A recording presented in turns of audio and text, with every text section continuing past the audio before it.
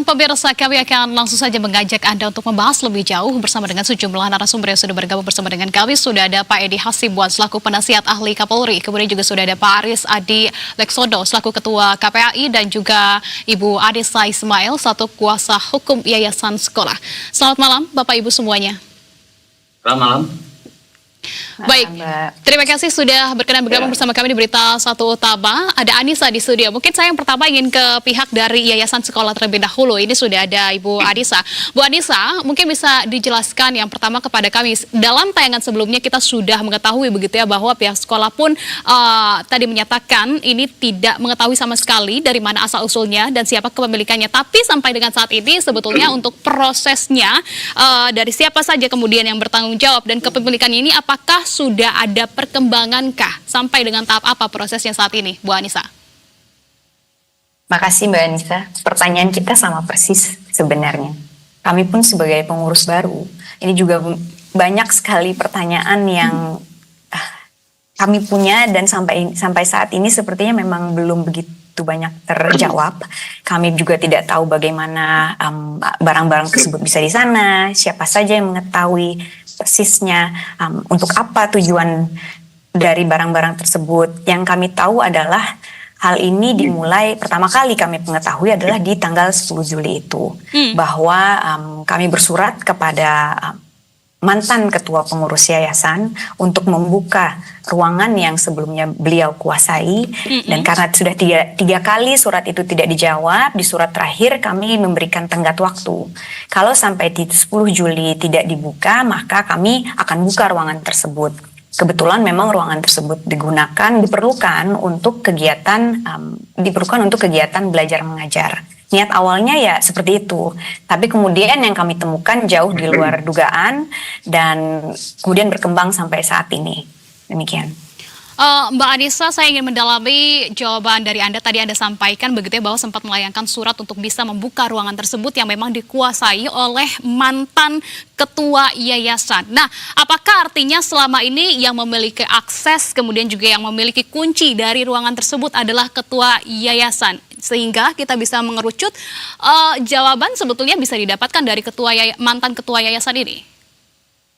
Yang kami ketahui adalah ruangan tersebut dikuasai oleh beliau dan beberapa orang yang memang ditempatkan oleh beliau di yayasan. Persisnya siapa dan siapa saja yang memilih akses, mungkin mereka yang adalah orang yang paling tepat untuk menjawab. Oke, baik. Menarik, saya ingin ke Pak Edi. Pak Edi, tapi kalau tanggapan Anda terkait dengan kasus ini, karena kita melihat ribuan, ini ada 1.000 senjata yang ditemukan di lingkungan sekolah, begitu ya. Tanggapan Anda seperti apa? Seberapa serius kemudian dari kasus ini? Mengingat ini senjata berada di lingkungan pendidikan dan jumlahnya tidak main-main, Pak Edi. Ya, pertama tentunya kita kaget ya. Kenapa kaget? Karena memang ini hal yang saya kira baru kali ini terjadi. Ada penemuan senjata di dalam sekolah, kemudian jumlahnya juga sangat besar ya, hampir 1.000 unit ya. Dan ini tentunya mencengangkan dan juga saya kira bukan hanya kita sebagai di kalangan pendidikan, tetapi juga buat masyarakat ini aneh ya. Kok bisa gitu ya. Dan kemudian kalau kita lihat ada juga penjelasan dari Polda Metro Jaya ya, disebutkan bahwasanya memang ini ada kaitannya dengan kerjasama yayasan sebelumnya dengan Perbakinnya. Namun demikian tentu semua itu nanti akan menjadi pendalaman. Ya. Bahkan kalau kita lihat saat ini, ya, saya kira Bapak Kapolda Metro Jaya sudah melakukan berbagai upaya, termasuk juga melakukan pendalaman bagaimana senjata ini sampai ada di tempat itu, ya. Dan kemudian disebutkan kalau memang itu Perbakin, tentunya memang izinnya juga harus jelas, ya. Kemudian juga makanya sampai saat ini kalau kita lihat ya, Polda Metro Jaya, penyidik ya, dan juga Puslapor ya, terus melakukan pengecekan ya. Kemudian mengecek satu persatu senjata itu apakah memang izinnya itu sama dengan yang dikeluarkan Perbakinnya. Kan bisa saja, ini kan jumlahnya besar ya, bukan hanya 1-2 senjata, tetapi ini hampir 1.000 ya. Kemudian juga bahkan belakangan ada juga penemuan senjata api ya, dan juga peluru ya. Dan saya kira ini tentu akan membuat suatu pertanyaan besar di dalam hati kita semua ya, bagaimana sampai senjata sebanyak itu kemudian bagaimana juga kaitannya dengan anak-anak atau yayasan ya. Walaupun misalnya disebutkan bahwa ada kerjasama dengan berbagai. Tapi semua itu tentu harus dibuktikan dengan surat izin kepemilikan senjata api, karena pemilikan senjata api adalah kalau tidak memiliki izin itu adalah merupakan bentuk pelanggaran. Menarik, nanti kita akan bahas juga apakah kemudian ada bentuk penyimpangan dan juga soal taktik begitu yang saat ini tengah dilakukan juga oleh pihak kepolisian, begitu tengah mengecek DNA juga yang ada di sana. Pak Edi, artinya Anda terkejut kalau dari Pak Aris, seperti apa Pak Aris ketika Anda mengetahui adanya laporan ini, adanya informasi ini dari KPAI sendiri, tanggapannya seperti apa dan apa saja proses yang sudah dilakukan sampai dengan saat ini Pak Aris?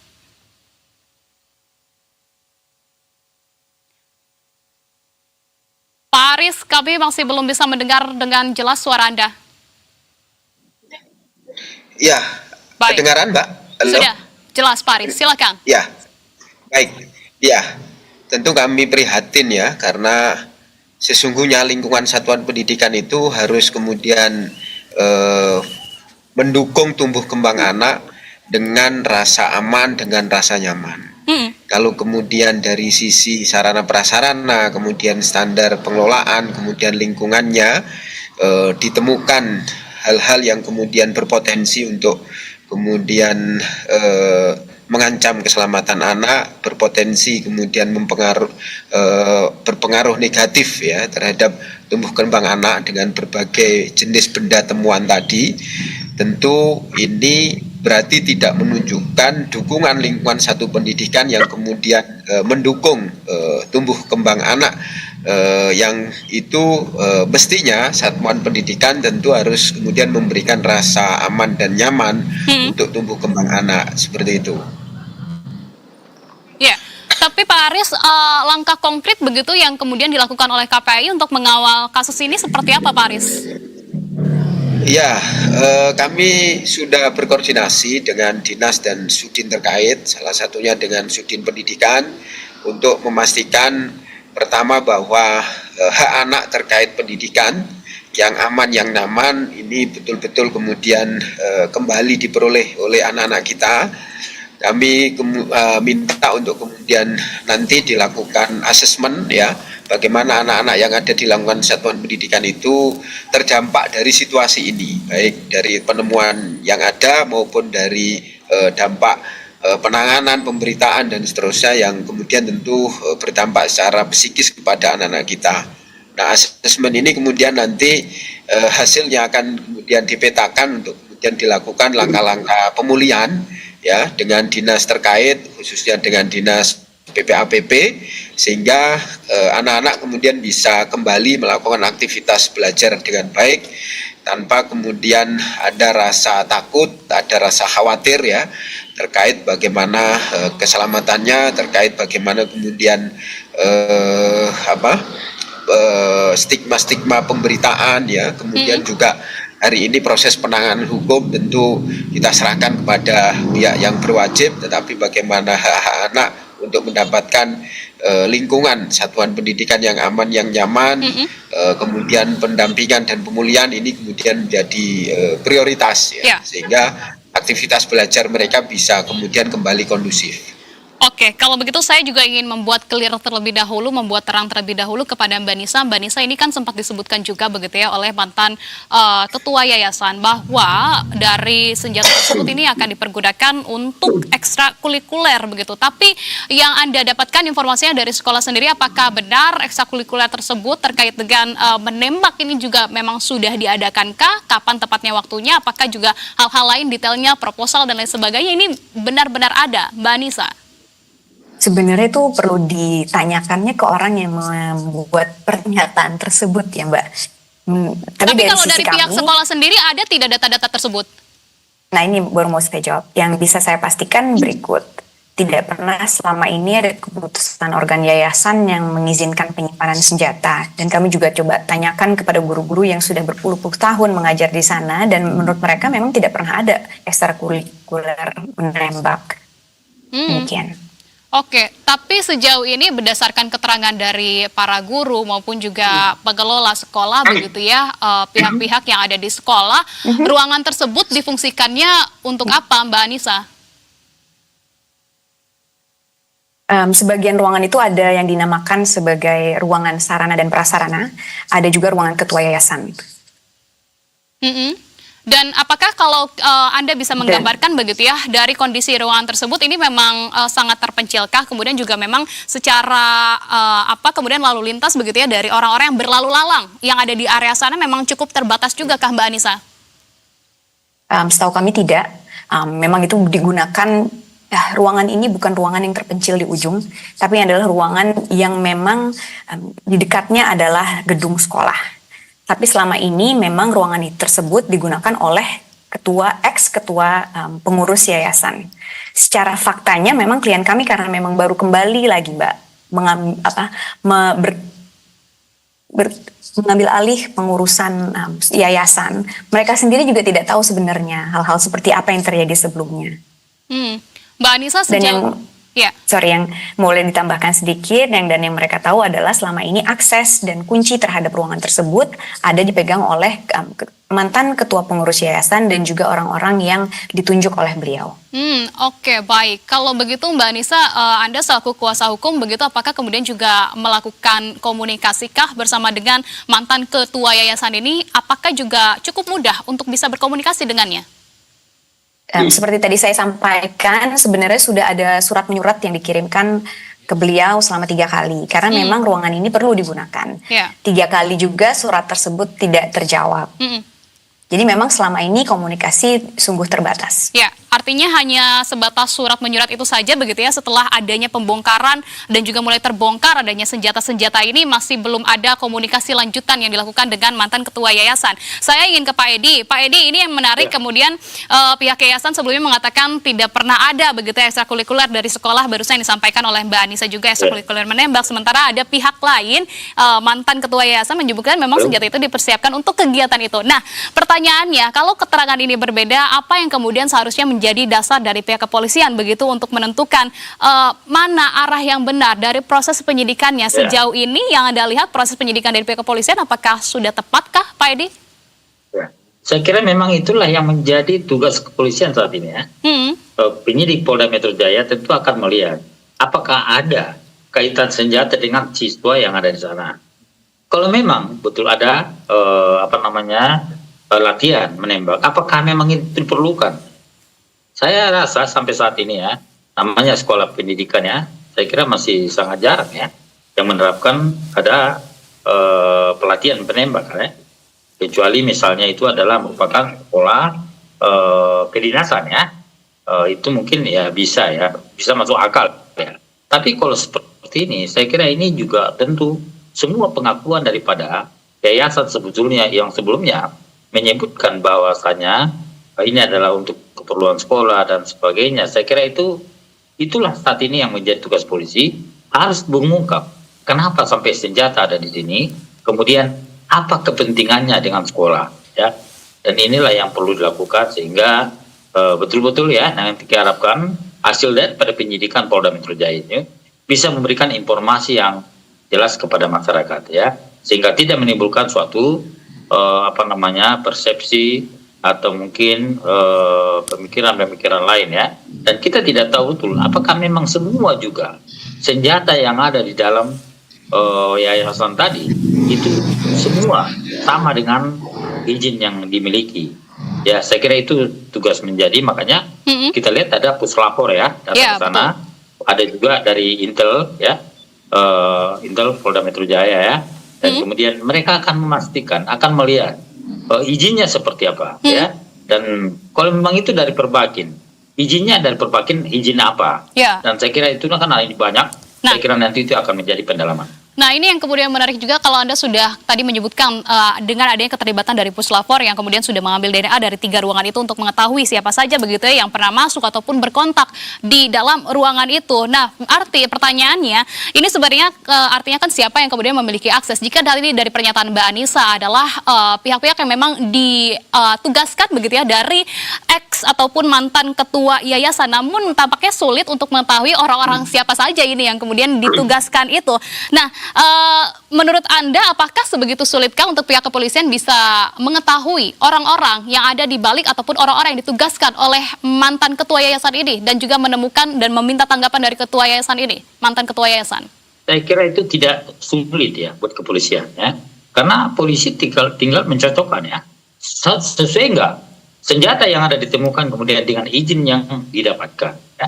Sesuai enggak tidak ya. Spesifikasinya seperti apa, kalibernya seperti apa, jenis senjatanya seperti apa. Itu nanti akan dilihat di dalam surat izin yang ada ya. Cocok atau tidak ya. Kemudian kalau itu ada perubahan, atau misalnya ada perbedaan, maka yang pasti adalah siapapun pemilik senjata ini tentu harus proses secara hukum. Karena bagaimanapun juga kepemilikan senjata tanpa izin ya, itu adalah merupakan bentuk pelanggaran hukum. Dan saya kira itulah yang dilakukan oleh Polda Metro Jaya saat ini ya. Bagaimana mengungkap sejelas-jelasnya siapa pemilik senjata api, kemudian dalam kaitan apa, dalam kepentingan apa senjata api itu harus ada di dalam ruangan itu. Mbak Anissa, kalau boleh saya tambahkan sedikit Silakan, konteks. Mbak Anissa. Ada hampir 1.000 senjata yang ditemukan ya Mbak ya. Murid di sekolah yayasan ini hanya ada 580. Betul. Yang kemungkinan melakukan ekskul ini mungkin anak SMA ya, jenjang SMA, nggak mungkin anak TK kita kasih senjata mungkin ya. Hanya ada 75 anak di tingkat pendidikan SMA. Jadi kalau memang itu semoga bisa memberikan sedikit konteks bahwa kalau memang ternyata ada pernyataan tersebut, mungkin mereka yang bisa membuktikan, Mbak. Sekalian masih bergabung bersama dengan kami, saya selanjutnya ingin ke Pak Edi.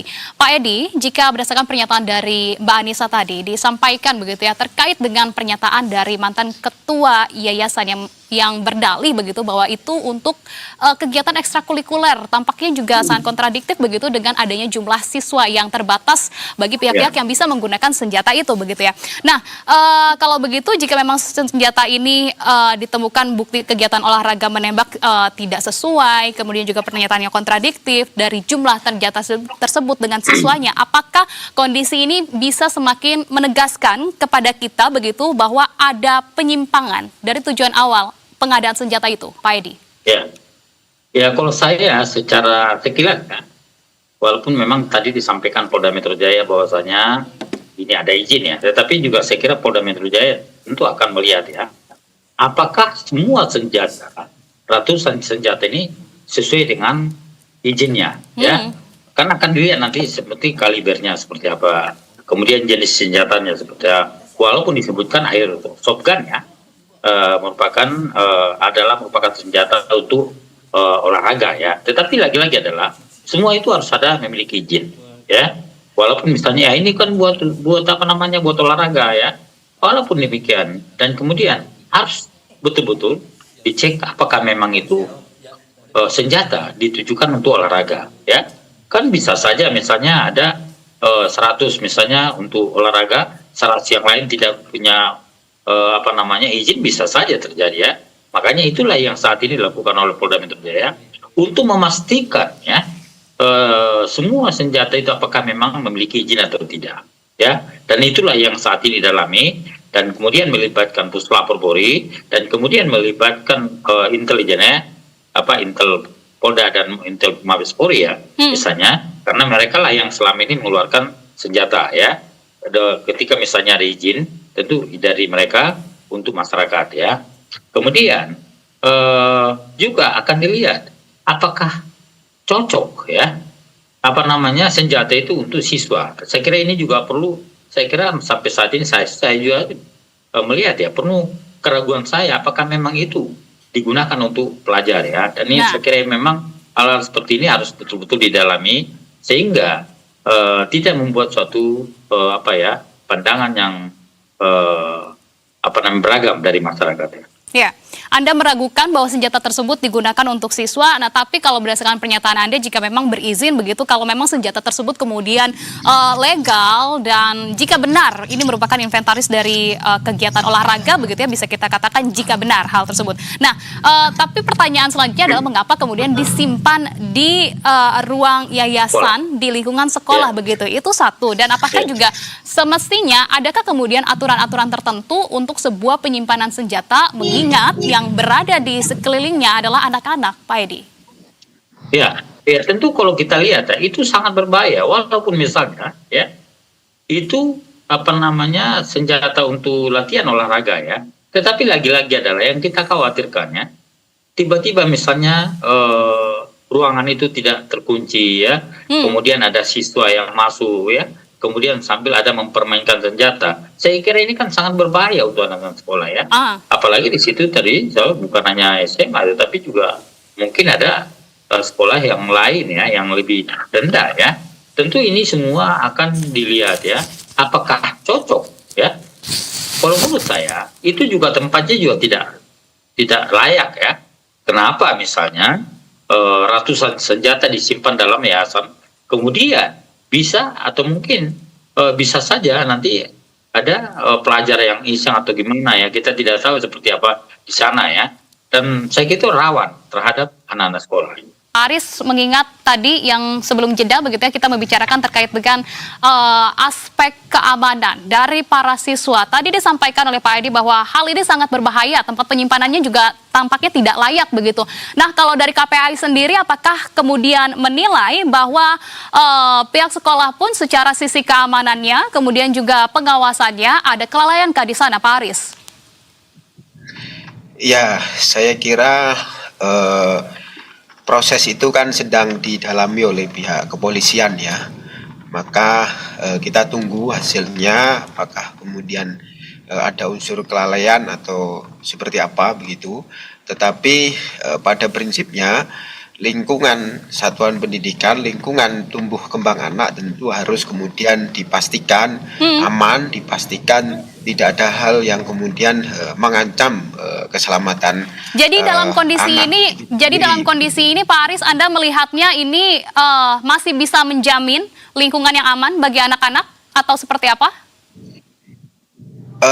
Kalau melihat dari tim kami ke sekolah ya, hari kemarin begitu, maka sebenarnya posisi gudang itu yang kemudian berdekatan ya dengan gedung yang kemudian aktivitas anak-anak belajar ya. Tentu ini sangat riskan untuk kemudian mengancam keselamatan anak, apalagi kalau kemudian aksesnya tidak dijaga, aksesnya kemudian gampang diakses oleh anak dan seterusnya. Nah, tentu ini sangat berpotensi untuk kemudian mengancam terhadap keselamatan anak-anak yang belajar di lingkungan satuan pendidikan itu tentunya.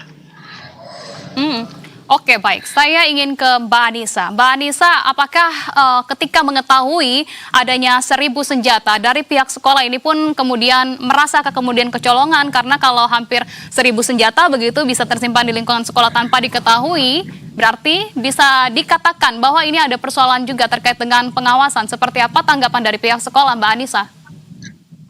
Seperti kami sampaikan, memang pihak yang sekarang ini terlibat dalam sekolah adalah pihak yang baru saja kembali terlibat dalam kepengurusan sekolah.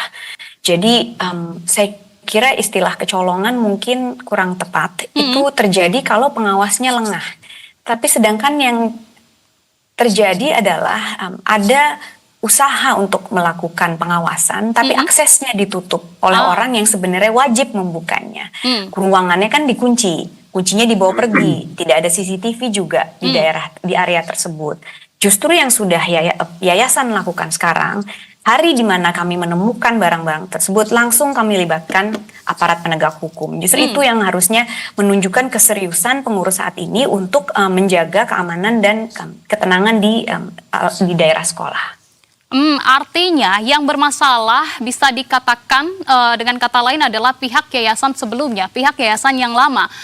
Pak Aris, bagaimana kemudian dari KPAI menanggapi hal itu? Apakah kemudian juga akan berkoordinasikah dengan pihak kepolisian untuk kemudian bisa memberikan rekomendasi terkait dengan kemudian tindakan tegas kepada yayasan yang memang menempatkan senjata-senjata tersebut, meskipun kita masih menunggu begitu ya siapa pemilik dari senjata ini. Namun berdasarkan pernyataan dari Mbak Anissa, ini merupakan sebuah proses pengawasan yang tengah dilakukan. Artinya pengawasan yang tidak dilakukan oleh yayasan sebelumnya, Pak Aris.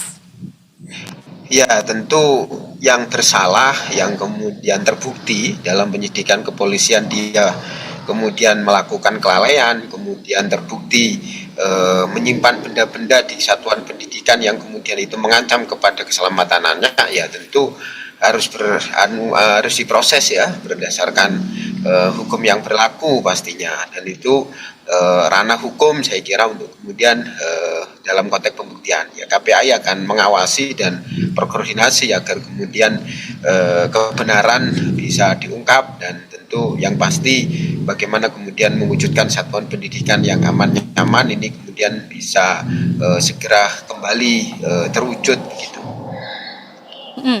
Baik, Pak, kalau begitu saya juga ingin menyoroti lagi terkait dengan senjata-senjata yang ada di sekolah. Saya ingin ke Pak Edi. Pak Edi, jika dalam kasus ini tadi Anda sampaikan begitu ya, banyak jenis senjata dari sekian banyak senjata yang Anda ketahui, sebetulnya senjata-senjata tersebut biasanya diperuntukkan oleh pihak kepolisian untuk apa, dan juga pihak-pihak yang mungkin diperbolehkan begitu ya dan memiliki izin. Ini biasanya diperuntukkan untuk apa? Tidakkah kemudian ini juga seharusnya menjadi momentum bagi Polri untuk mengevaluasi pengawasan terhadap peredaran senjata di Jakarta ini, Pak Edi?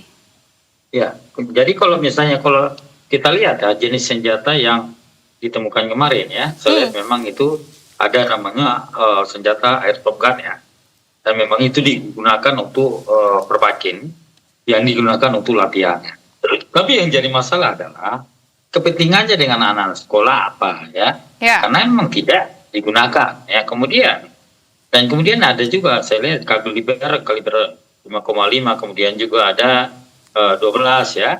Ya walaupun itu misalnya ya senjata bukanlah senjata organik ya yang dimiliki oleh TNI dan Polri, tetapi lagi-lagi adalah itu juga kalau salah digunakan, itu juga bisa sangat membahayakan kepada orang lain ya, bahkan bisa sangat mematikan apabila itu salah digunakan.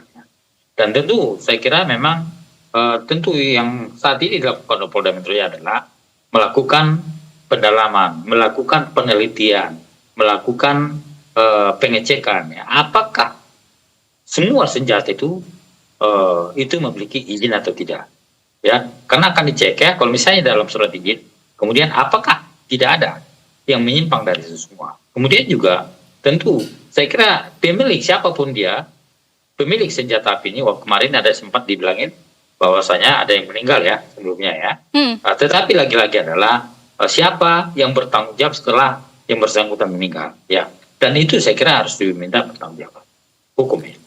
Baik, Pak Edi, tapi kalau dari perspektif kepolisian begitu bagi pihak-pihak yang bertanggung jawab sebetulnya, karena mengingat ini sudah berada di bawah kewenangan Yayasan Baru. Nah, sebetulnya nanti terkait dengan pertanggungjawaban hukumnya, apakah kemudian ini memang melekat terhadap Yayasan Baru atau memang terhadap Yayasan lama yang sebelumnya memegang kendali, Pak Edi?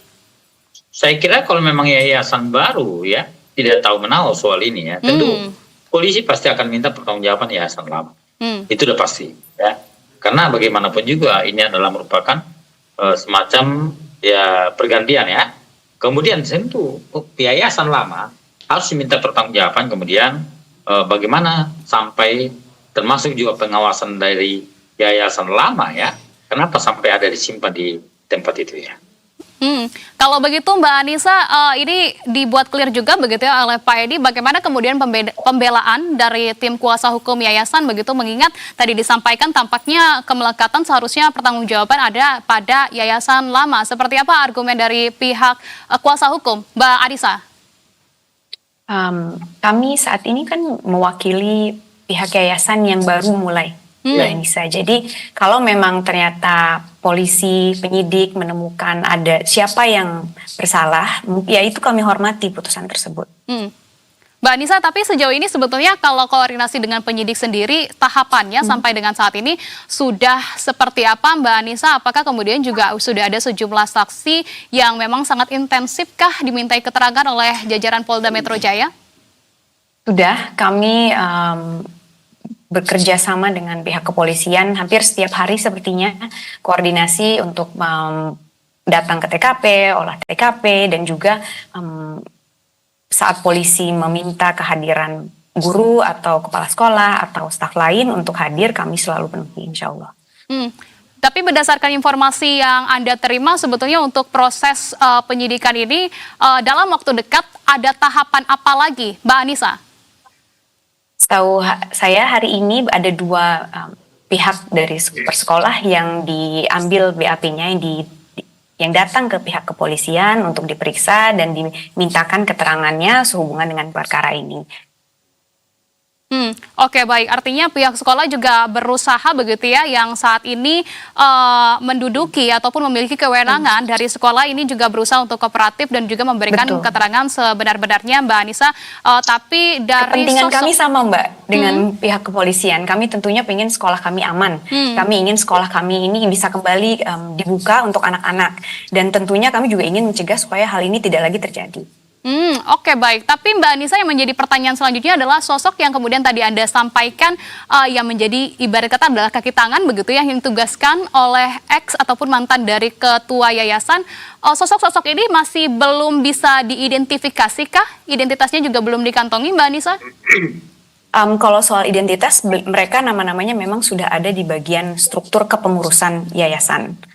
Tapi karena sejak 31 Mei 2026 mereka sudah habis masa jabatannya, maka mereka sudah tidak ada lagi di sekolah. Oke, baik. Terakhir untuk Pak Aris, saya ingin kemudian meminta pendapat Anda juga begitu ya, sebetulnya yang kemudian dilakukan oleh KPAI agar kita tidak menginginkan hal-hal ini juga terjadi lagi, terutama adalah untuk sekolah-sekolah lainnya, Pak Aris. Lantas langkah yang benar-benar konkret akan dilakukan oleh KPAI seperti apa, Pak Aris? Ya, tentu ada langkah jangka pendek tentu pemulihan ya terhadap situasi agar sekolah kembali aman, nyaman, dan anak bisa mendapatkan hak pendidikannya. Yang berikutnya tentu kita akan berkoordinasi untuk kemudian memastikan bagaimana standar pendidikan, terutama dalam hal standar pengelolaan, standar sarana prasarana, itu betul-betul menjunjung tinggi terkait prinsip-prinsip dasar perlindungan anak. Bagaimana kemudian lingkungan pendidikan yang aman dan nyaman itu adalah hak anak. Lingkungan pendidikan harus memberikan rasa perlindungan yang itu akan mendukung tumbuh kembang anak. Sehingga lingkungan satuan pendidikan harus kemudian terhindar dari hal-hal yang kemudian mengancam keselamatan anak, mengancam tumbuh kembang anak. Dan ini kita perlu kemudian kuatkan dengan koordinasi lintas kementerian, dan implementasinya kita dorong ke daerah, kita dorong kepada setiap satuan pendidikan pastinya. Baik, terakhir untuk Pak Edi, lantas catatan bagi pihak kepolisian agar kemudian kasus ini memang tidak hanya berhenti pada sisi administratif saja, siapa kemudian pemiliknya, tapi terkait dengan penyelewengan maupun juga kemudian ada tindakan penyimpangan begitu dari penggunaan senjata ini yang diperuntukannya. Seperti apa catatan untuk polisi? Ya, saya kira pertama tentu memang kita harus nunggu ya hasil penyidikan audit investigasi yang dilakukan oleh kepolisian Polda Metro Jaya secara menyeluruh ya. Artinya memang tidak separuh-paruh. Kemudian tentu jika memang ada penyimpangan, tentu yang kita harapkan agar siapapun juga pemilik senjata api ini ya tentu harus proses ya, itu yang pasti ya. Namun demikian kalau memang dia memiliki izin, tentu memang ya saya kira harus di-clearkan ya. Dan saya kira itulah menjadi tugas Polda Metro Jaya saat ini, dan masyarakat pasti akan menunggu apapun hasilnya seperti apa ya. Dan yang pasti adalah penempatan senjata api di kawasan sekolah, saya kira itu tidak layak. Kemudian juga harus ada ya sanksi hukum atau juga termasuk daripada pejabat yayasan sebelumnya ya, yang bertanggung jawab, yang diduga bertanggung jawab, yang mengetahui atas penyimpanan senjata api ini, tentu harus didalami semuanya. Oke, baik, Pak Edi Hasibuan, penasihat ahli Kapolri, terima kasih. Dan sebelumnya juga Pak Aris Adileksono, Ketua KPAI, terima kasih banyak. Serta Mbak Anissa Ismail, Kuasa Hukum Yayasan Sekolah.